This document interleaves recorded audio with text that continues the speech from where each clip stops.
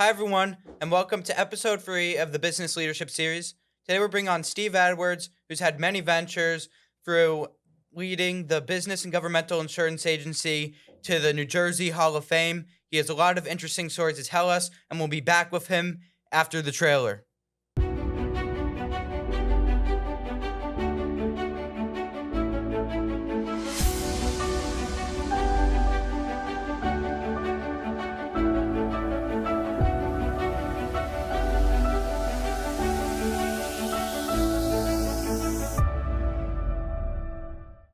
Welcome back, everyone. We're now with Steve Edwards, the founder of New Jersey Hall of Fame. How you doing today? I'm doing well, Zach, and it's great to see you. We're friends of the family, our families are friends. I got to tell you, the first thing I want to say, this looks like a professional studio. I've done a number of TV shows in the past, and I compliment you and your team here at Milburn High School. This is amazing. Thank you. I really appreciate it. And, that goes out to Mr. Rhodes, who's been building the studio for many, many years. Mr. Rhodes. Great job, Mr. Rhodes. All right. So we have a lot to unpack. You've done a lot of great things. So at what age did you know what you wanted to do, and who or what inspired you? I changed my mind a lot. I mean, I was going to be a professional baseball player when I was 8 years old. I was going to be a brain surgeon like my dad when I was 15. I kept thinking along the way, I knew what I was going to do for the rest of my life, but my life, and I think a lot of people's lives, are works in progress. And, we just don't have necessarily the clarity when we're younger. We don't know enough about each other, about ourselves to know, how do I want to spend the rest of my life? It's actually a pretty high pressure thing. So, I went from baseball player to brain surgeon. That didn't work out. I met my physics teacher my senior year of high school, and I realized I wasn't going to be a brain surgeon. In college, I was going to be a lawyer. Even that didn't work out. I wound up going into real estate and then insurance. And really, it wasn't until my 40s that I realized, yes, I was a businessman and I was doing very well, but it was not fulfilling me. I was not happy necessarily. And I realized in my 40s it was charity, being a charitable activist, and in particular the Hall of Fame mission. And I got involved with other inspired Jersey leaders and created the Hall of Fame. It was then I realized that my real true purpose in life was trying to help inspire people and bring hope and inspiration to people. So the bottom line is that I think people like yourself, young people, and even adults have to be flexible and always have to be asking themselves, what is my highest sense of self? And you have to have the courage to say, I think it's this, and then be willing to give it a shot. And if it doesn't work out, so what? You just pivot in a new direction. All right. So what was your youth like, and how did it prepare you for success? I had a very difficult youth, okay? Not your typical young person's youth. Everything was fine up until about 1971, when I was 8 years old. I grew up in Union, New Jersey, and unfortunately, my mom and I went head on with a Budweiser beer Mack truck in front of Kane College. And my mom's head hit the steering wheel. She was okay. But I went flying through the windshield, came back through the jagged glass, over 300 stitches in my face. All my teeth got knocked out, 3 blood transfusions, and last rites. And I literally went to the other side, and that's a whole separate story of seeing angels and so forth. But I was pretty devastated, as you can imagine, when I came home from the hospital a month later, and I took those bandages off for the first time, and I saw a disfigured young person. I cried, and I couldn't imagine how I was going to get through the rest of my life. In the years that followed, there were a lot of other struggles. I was ADD. I was staring out a window, 4th, 5th, and 6th grade, and not paying attention in school. There were reconstructive surgeries year after year. And then on top of everything else, I had to go for human growth hormone shots in order to make it to 5 feet tall. I had a lot of adversity, but I'll tell you the upshot on that story because I think it's a lesson for everyone on this planet, really. And anyone who's gone through adversity, I think, understands what I'm about to say. I prayed to God for 4 years. I'd go to bed every night crying myself to sleep, being angry, being bitter, questioning why this was happening to me. Give me the strength, God. Give me the wisdom. And I literally, about 4 years later, heard what I thought were God's words without hearing his voice. And what I heard was, Steve, what happened to you happened. There's no taking it back. But now you, and you alone, have an opportunity to define yourself on your terms, not the universe's, or not. But if you decide not to, don't complain to me. And it was a very empowering moment where I felt like I had the steering wheel of life. Whatever was going to happen, I was in control. So I think ultimately that adversity gave me, and I think it's true of anyone, you've got two choices, fight or flight, okay? And that, what doesn't kill you makes you stronger, as they say.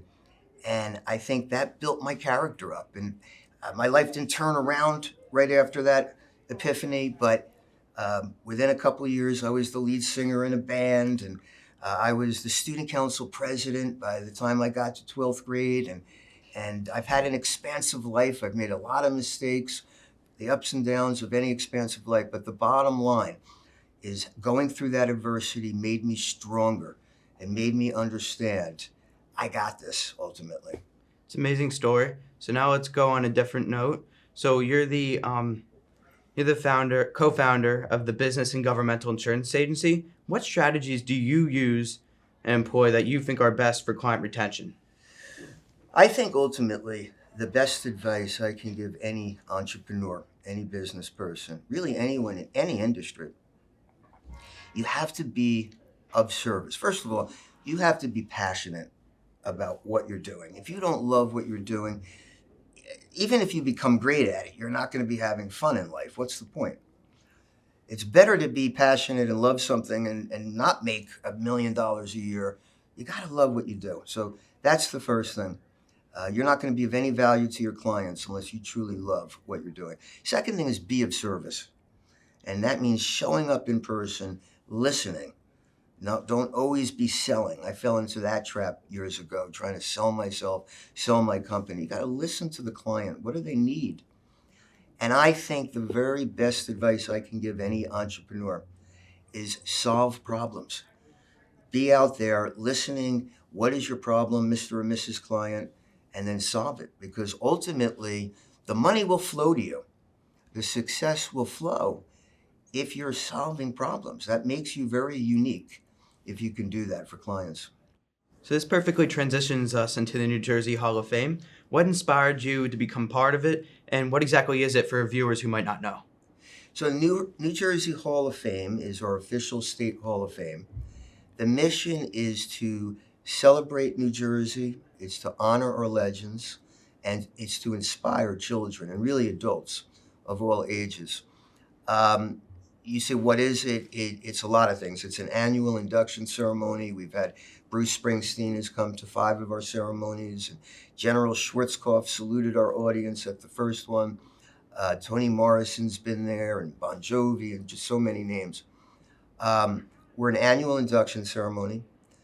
You may have seen our posters. We've got Hard Rock Cafe type of exhibits up and down the Parkway, the Turnpike, Newark Airport, New Jersey Transit, New York Waterway, DMV. So 50 million people are hopefully being inspired with our Michael Graves designed poster campaign. Yeah. That has little blurbs and a little positive, quotes to get you going in your day and hopefully put you on the right path in life. We had a mobile museum that Michael Graves designed that went from school to school for a few years. But we put that on the side and we finally built, we're going to open next week, very timely, the New Jersey Hall of Fame Entertainment and Learning Center at the American Dream Complex right next to MetLife Stadium in the Meadowlands. And it's adjacent to the theme park, Nickelodeon Universal Theme Park and the DreamWorks Water Park. What this is it's a 10,000 square foot state-of-the-art entertainment center and learning center. And we've got the Model T that Henry Ford gifted to Thomas Edison in 1916. They took their road trips together in this particular Model T. Its insurance value is $20 million. It's one of the most unique, rare vehicles in the world.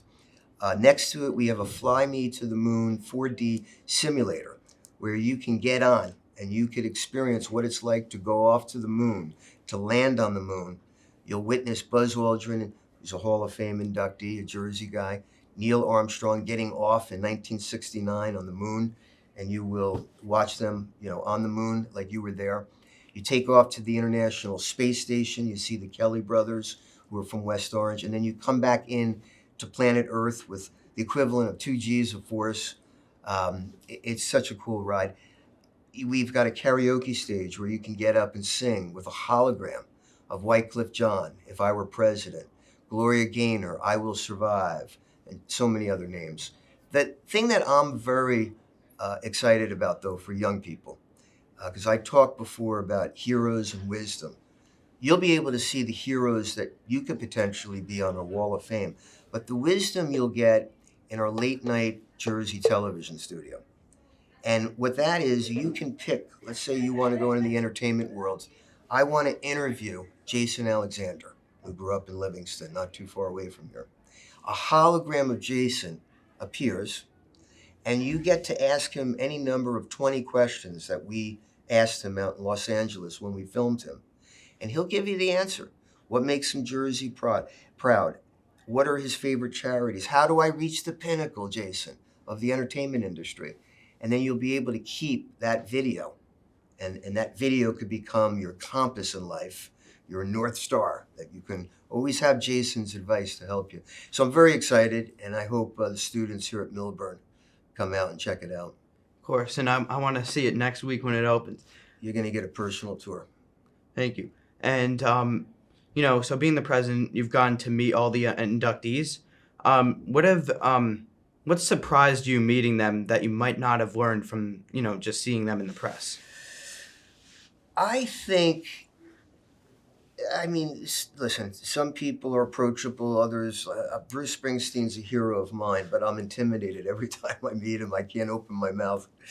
Others like Jason, Danny DeVito, Stevie Van Zandt, very approachable, down to earth. And, you laugh with them and you find out they're just like everyone else. They're people, right? I would say it hasn't surprised me. It's just some insight I got. And that is that all of them followed the same exact formula in life, whether they did it consciously or not. They all dreamed. They all found their heroes and the wisdom they had to offer.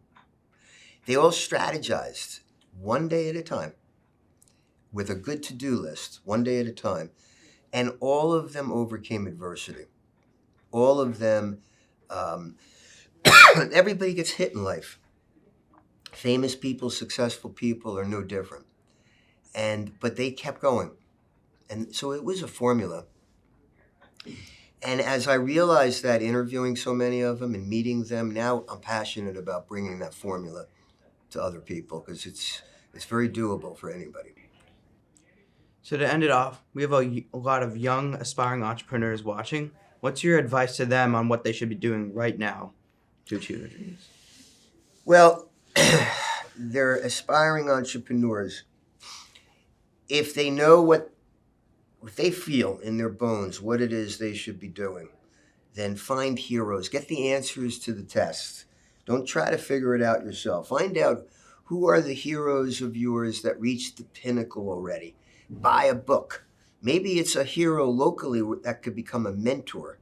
One of the most important concepts for a young person or any person to understand is that there are people out there willing to day by day help mentor you. And then I would simply say, just like Bruce Springsteen and Stevie Van Zandt, this is their whole thing in life. There was no plan B. There was no, Bruce was going to be a rock star, or he was probably going to work as a mechanic and not live the life he wanted to live. His whole thing, the E Street Band's focus, is be the best. And we're not the best. Even now, he does not consider himself, and the band doesn't consider themselves the best. The next show is when they're going to give it even more, and they're going to be the best at that next show. Always strive to be the best at what you love, and everything else will take care of itself. Thank you for coming on today. It was a pleasure. Subscribe and go check out the New Jersey Hall of Fame next week. To end it off, it was great having Steve on today.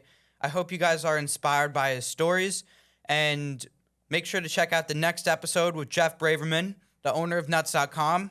That's coming out next week.